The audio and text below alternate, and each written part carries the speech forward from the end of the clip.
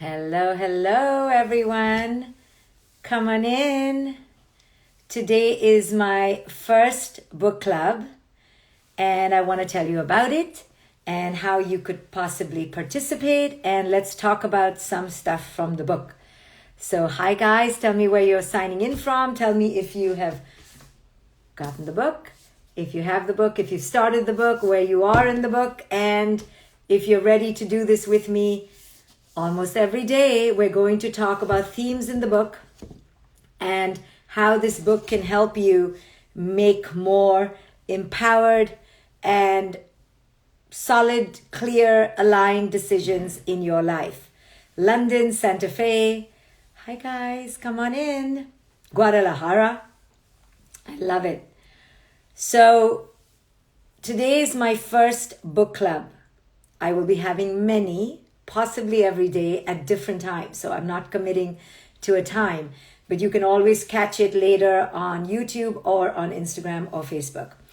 So the reason why I am creating this book club is really to invite women to share their stories, to invite women to, Silvia is reading it from Poland, to invite women to talk about the themes in this book. So like a real book club, we can have discussions and we can understand how each one of us is impacted by what we will be talking about. So this is book club number 1. I'm so happy. There's nothing you have to do to join. Just set your settings to notify you when I go live. And if you want to participate live, and if not, you catch it at another time. So we're going to be doing a book club based on my new book that's been out only 2 weeks. It is a national bestseller. It is getting out there and it's finding its wings and it's finding its homes and hearts to blossom from.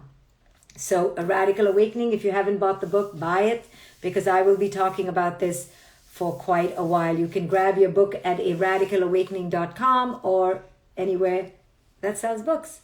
So today I'm going to dive into one of the main reasons why I wrote this book.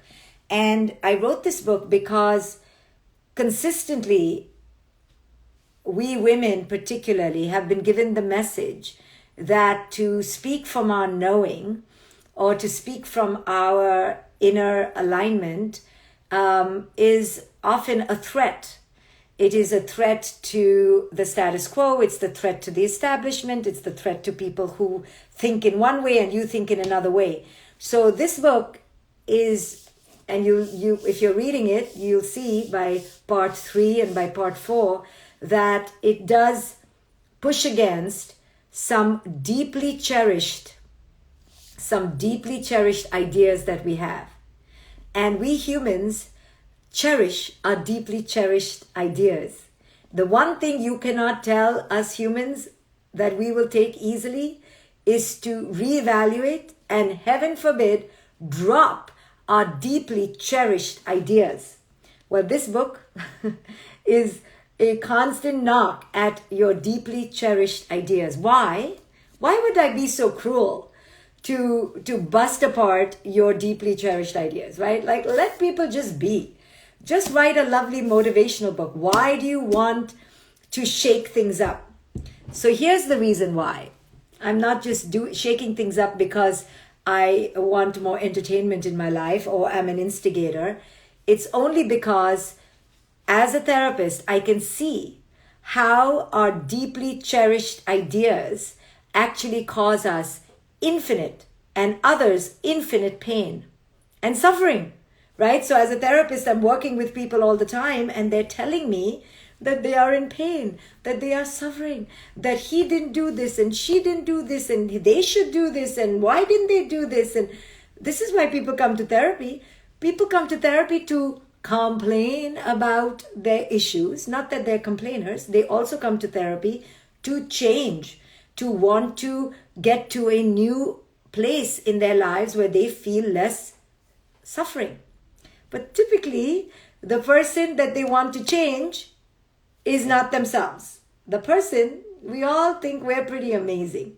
The person we want to change is the other. Correct or not correct? There's been very few people who come to therapy who say to me, you know what?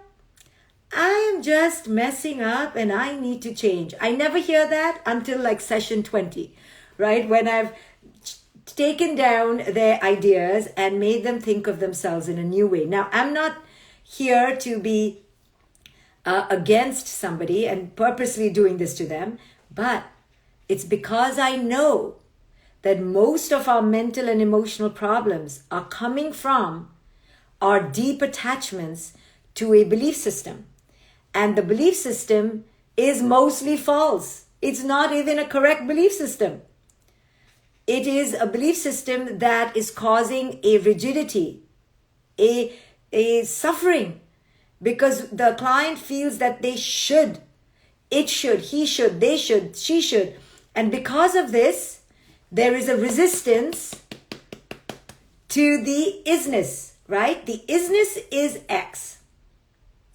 But our belief systems tell us it should be Y.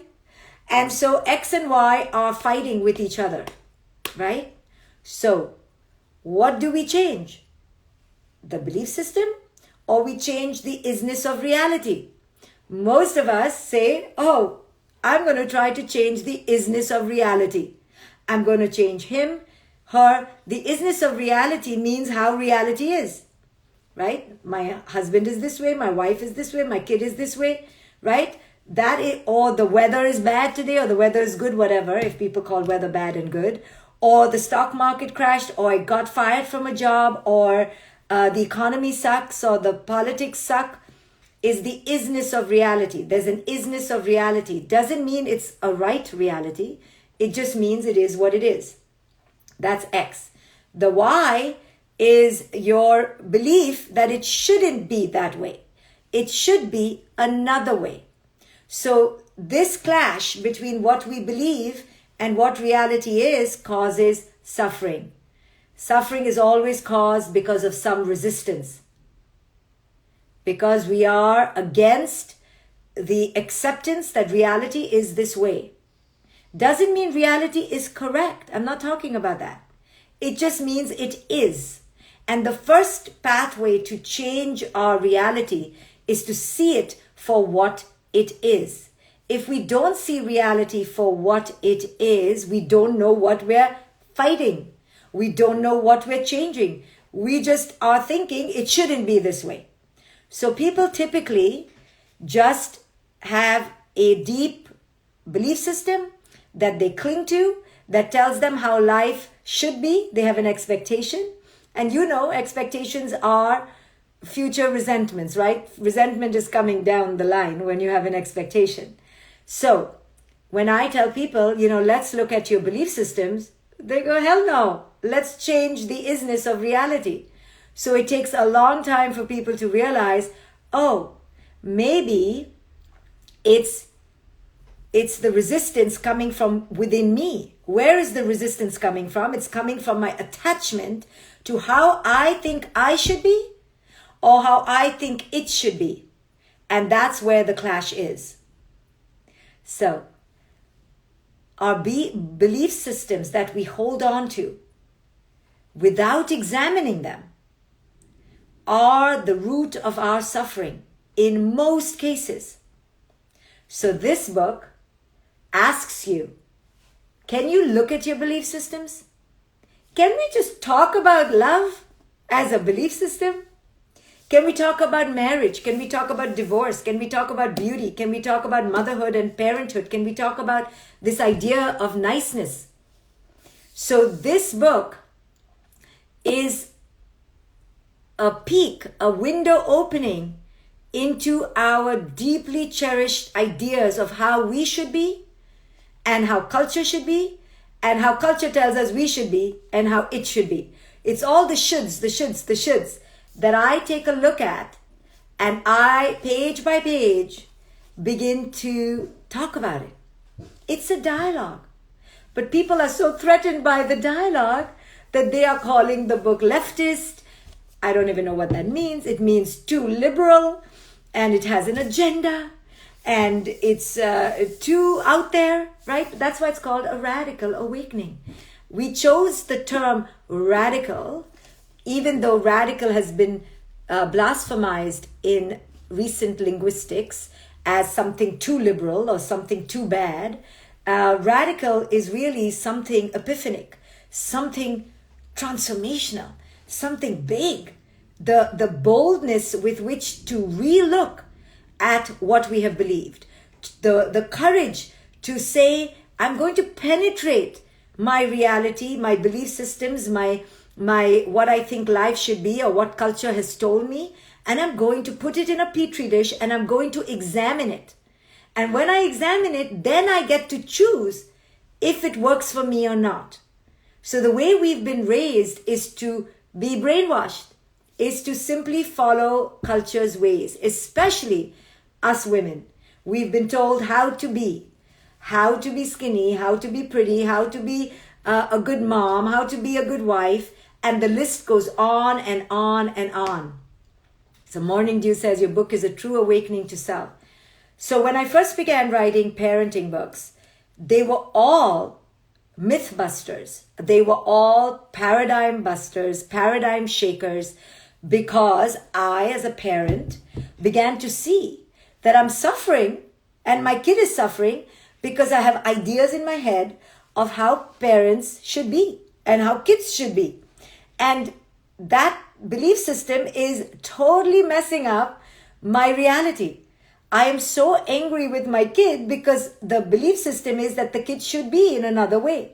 So I'm constantly living in the as if, not the as is. So Martin Coaching says it's not an easy book to read, but wow, is it deep and soul searching, touching? I hope it is. My goal is really for it to help people understand how they've been conditioned and how it's messing them up. So in parenting, when I wrote my books on parenting, I say this often, nobody read my books for at least a whole year. That's how it felt. It felt like that I laid birth to the book and it went into the world and then crickets. And I can still remember when then one mother wrote to me or then the other mother wrote to me and how slowly a movement began. Going against what we've believed in, going against how we've been is really difficult. Because we wear our belief systems like a second skin. We hold on to them as if they are our survival. But guess what? Because we are holding on to belief systems that we haven't examined, we are only in survival. We've not entered the realm of thriving. So my books offer you a potential to leave survival into thriving, where you make conscious choices. Keep the belief system after you've deconstructed it, after you've really examined yourself and the other and culture and all that is in your head. So this is not an easy pill to swallow. That's why it's called a radical awakening, because it's not polite and it's not so sweet.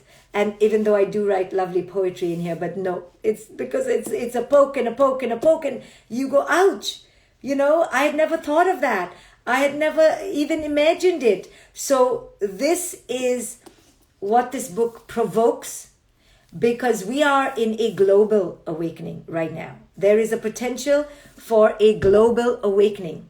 And the global awakening can only occur when the past is put down. Silvia says, I cannot put your book down. I start understanding myself and others better. So a global awakening like the one we're in right now can only occur through a dismantling of the old. So this pandemic, tragic, traumatic, unsettling, disturbing, controversial, has caused a pause, a disrupture in how we used to do things. And because it's caused a disrupture, there is a space between what once was and what once can be, what will be again. There's a space between the what was and the what will be, where there can be growth. Growth can only occur in the space where we have the dissolution of what was. Growth is, what is growth? Growth is a new beginning, right? So just by the fact that you say you want growth in your life, the old has to dissolve. The old doesn't dissolve typically without pain. So this global pain that we are going through has allowed for a pause, a crumbling of the old establishment, the old order. And now we have a potential. We're not there yet, but we have a potential to be in the space, in the gap, in the tunnel, in the birthing canal between the old and the new, and ask, how do I want to live in my life right now? Have I been living to my truest potential? How can I live more authentically myself? Now is the opportunity, because the old has crumbled. So now let's not cling to the old. Let's ask, how can I reimagine this potential? How can I restart in this moment? And this requires great courage. So our expectations come from belief systems. Our belief systems come from how we were raised in childhood and our culture. Whether we like it or not, our belief systems are shaping and mutating and mutilating our ways of being. We don't even realize it. They have us twisted in a knot.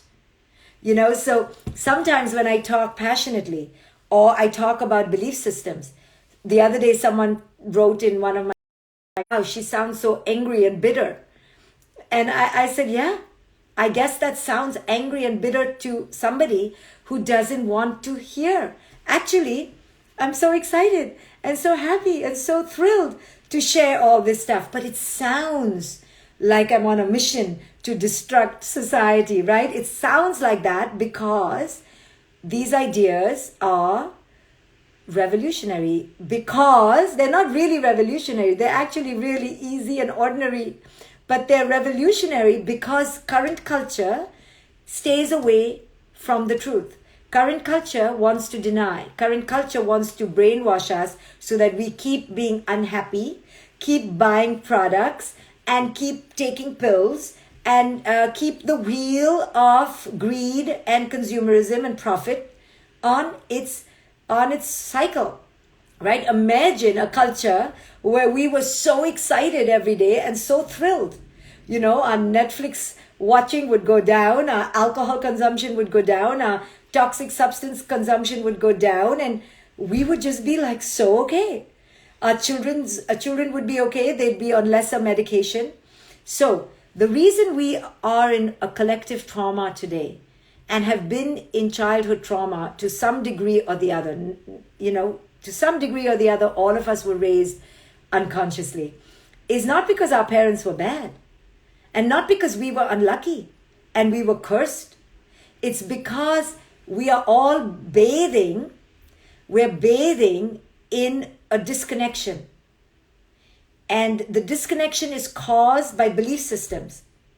Take school, okay? All of us, I think, went to elementary school.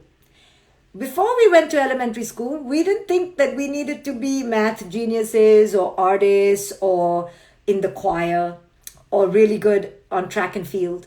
We were just like being sent to this place. Most of us cried when we got to school. Like, Mom, Dad, what are you doing? Where are you sending me, right? And then we were told we had separation anxiety, and then maybe we were labeled as difficult, and our parents had to kind of dump us and run, right? This is the system. Most of us went through it, or we know people who went through it.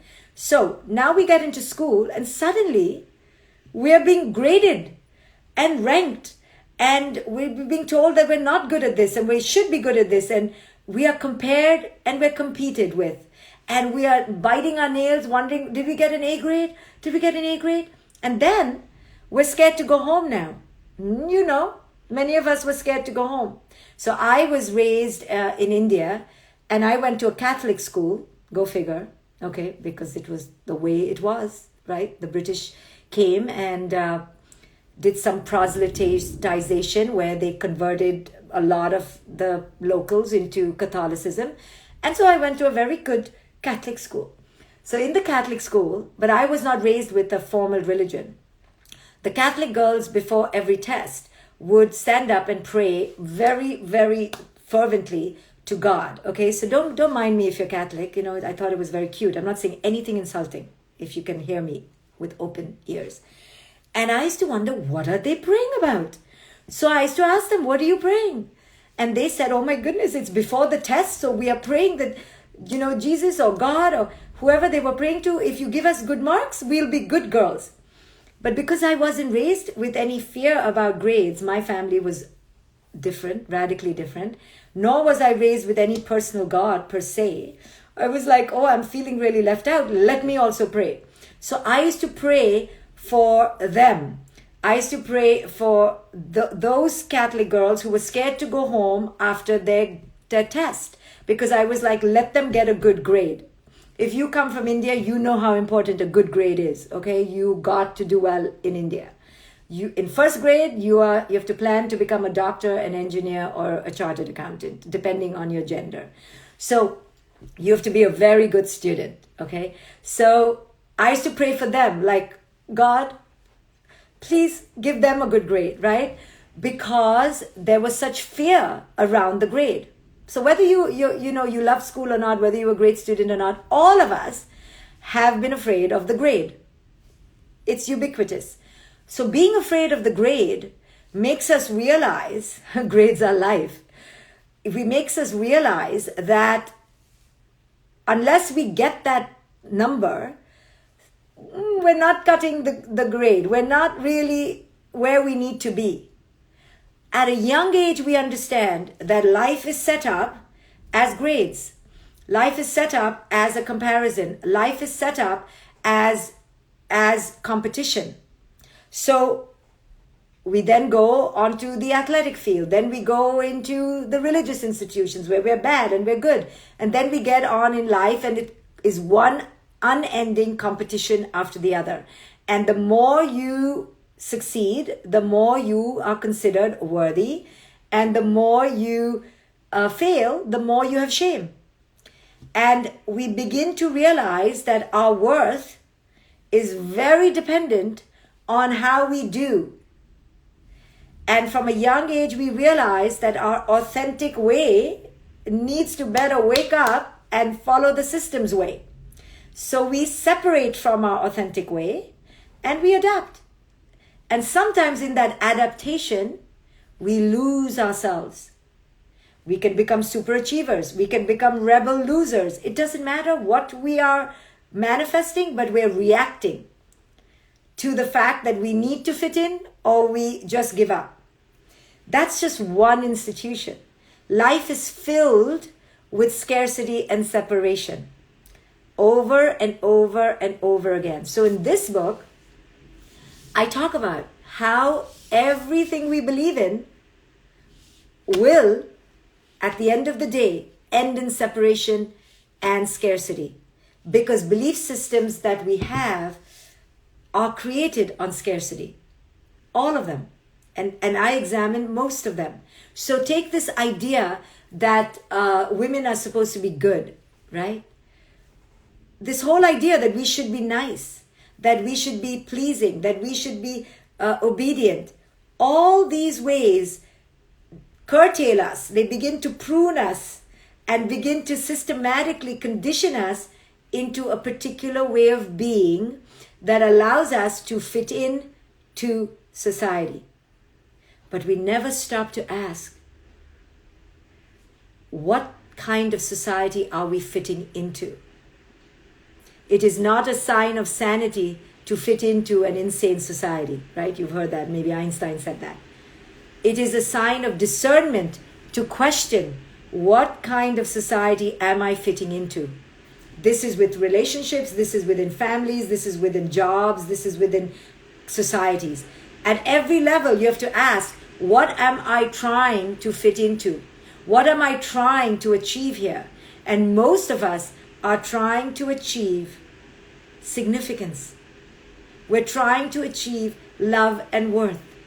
But we're going about it in a completely inverse way, in an opposite way. Because love and worth doesn't occur, cannot be given, cannot be achieved, is not something you buy, is not something you inject, is not a grade you get from the outside world. And that's what the radical awakening is.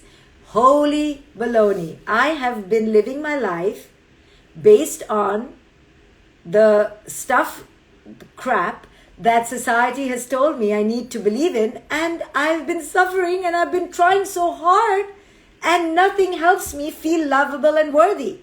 And then one day you wake up and you go, what am I doing? So that is the awakening. What am I doing? Why am I believing this without examining it? Why am I just following it? That's the first level of awakening. But the radical awakening occurs when you realize that you have the power. You know, you have the power to change. So the word power is used a lot. And sometimes the word power is used for domination.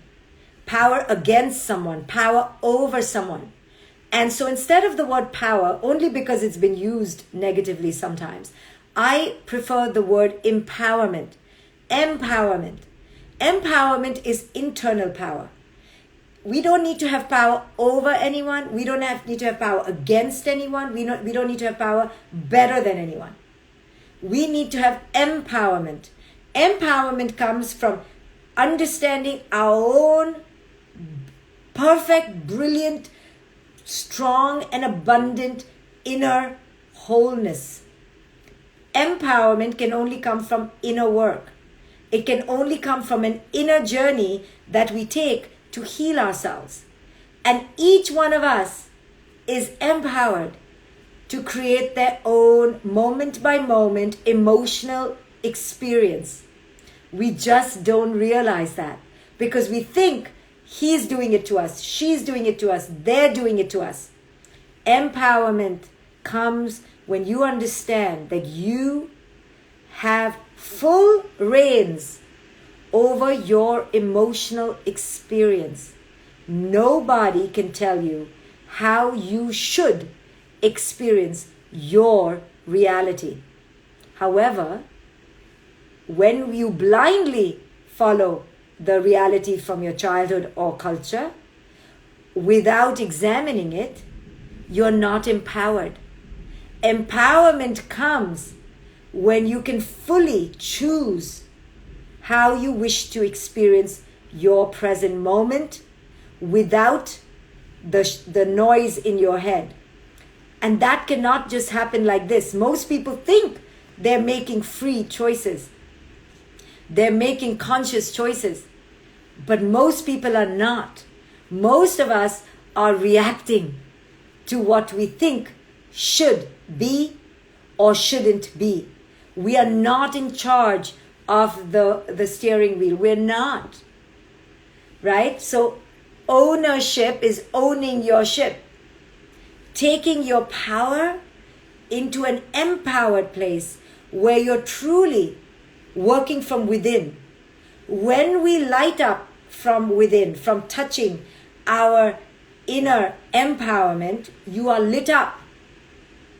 When you are lit up, as a way of speaking, you radiate great harmony, radiance, peace, and joy. That is how we heal the world, through our inner state of empowered radiance. So this book is how do you get to that state of empowered radiance? How does each person, especially women, I've written this for the woman's soul, things that I know we women go through. And this is not anti-men. It's just very geared to the tune of the woman's plague, the woman's battle cry, the woman's soul.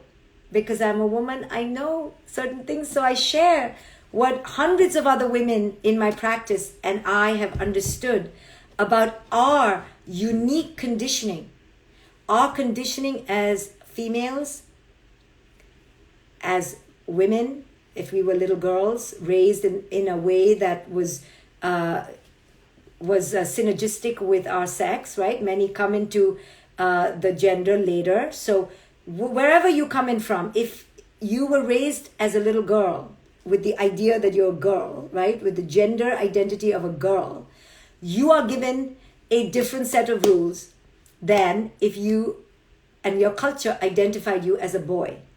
And this is what this book speaks to, about the girl's experience, about the female's experience, because we get a unique set of rules.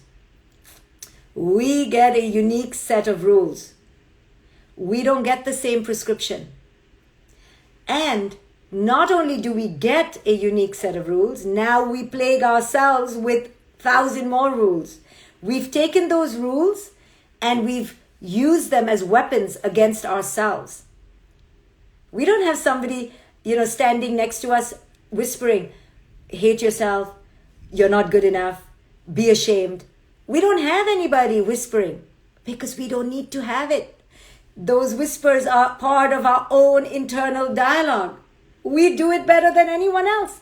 No one needs to put us down. We put ourselves down. Thank you very much. We are very good at that. A++ good at that.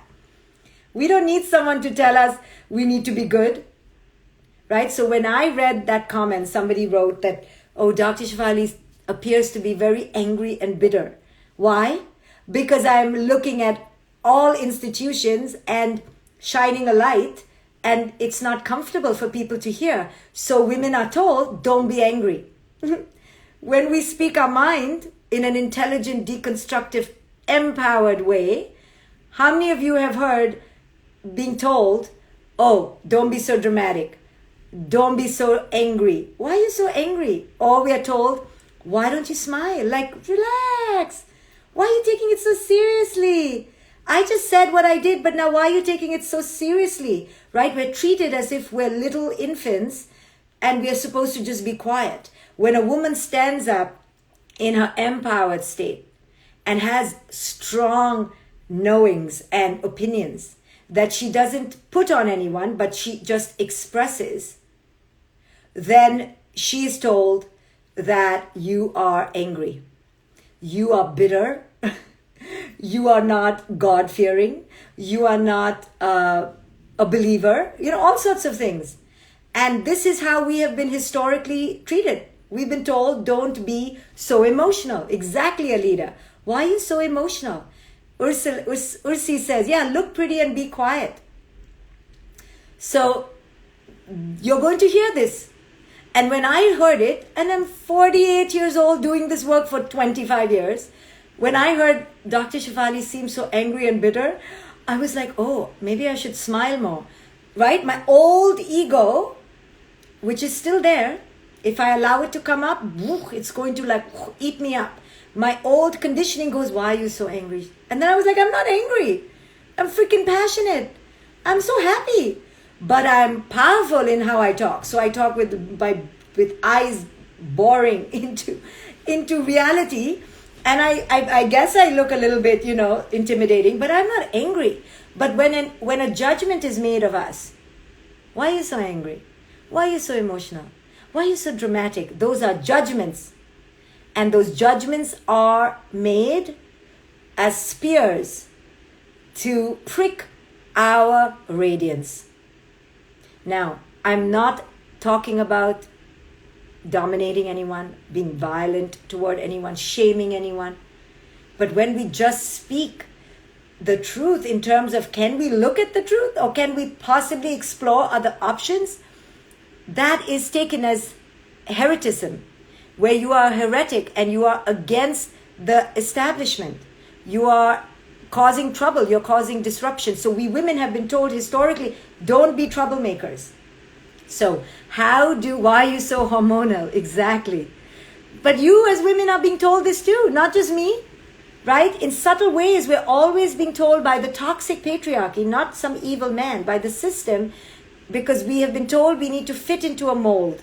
And the mold is sweet and pleasing and lovely, right? And when we make too much noise against the status quo, we're told, whoa.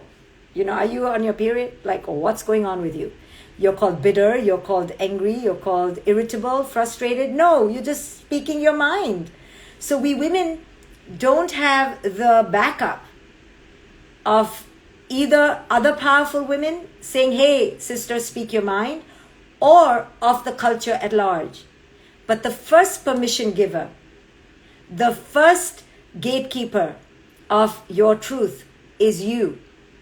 The first one who needs to unleash her inner empowerment, which is not shrieky, which is not screechy, which is not complainy, which is not whiny, which is centered, solemn, powerful, and serious. That truth, that permission, that gatekeeping is your power, is your jurisdiction. It lies in you.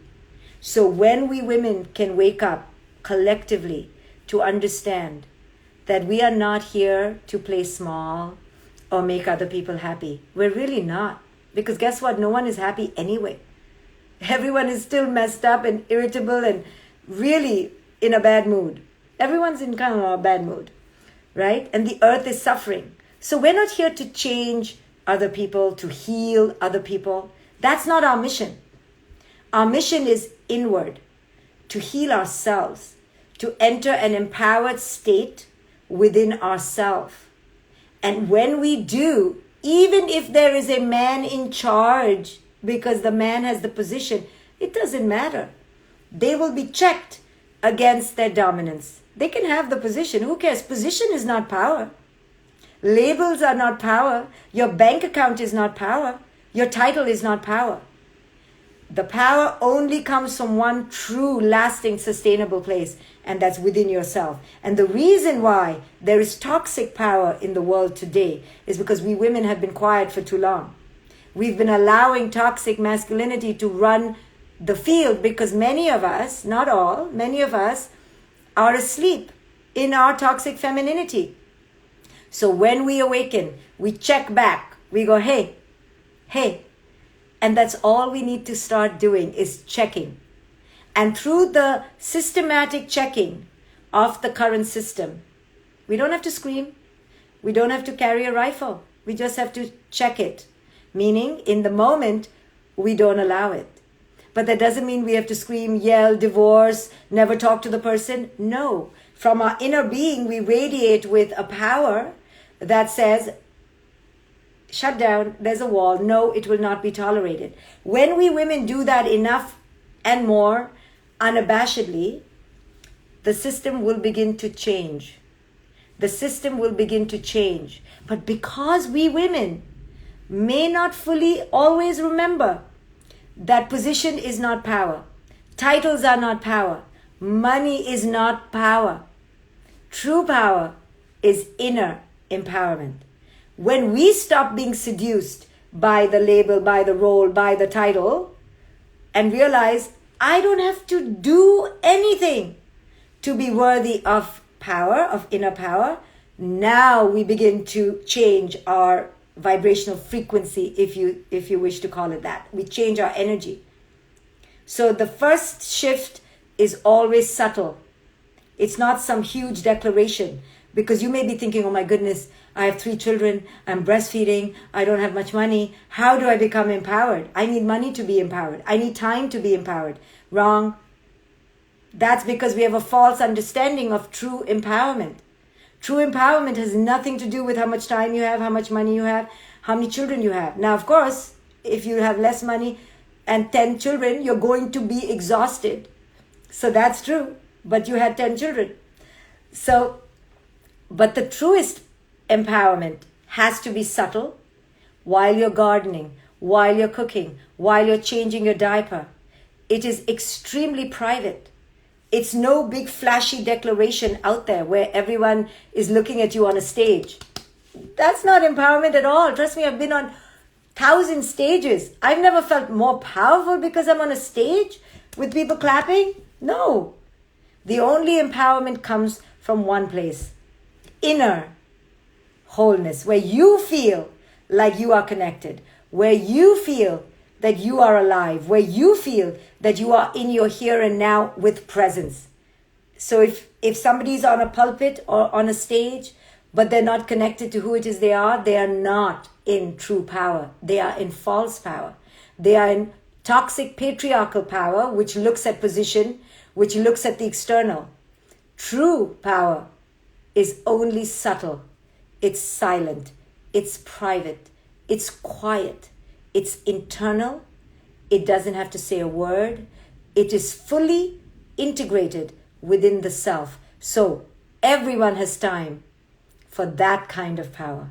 And that kind of power is the only quest. So this book sends you on a quest. So it doesn't tell you, wah, rah, rah, rah. It doesn't applaud for you. I mean, it really does. It cheerleads you all along, trust me. But it's not about your external power. So you don't get extra points because you're a hard worker or you're a high achiever or because you have 16 children. You don't get points for that. The only points you get in this book is the radical awakening to your own inner wholeness, your own inner integration.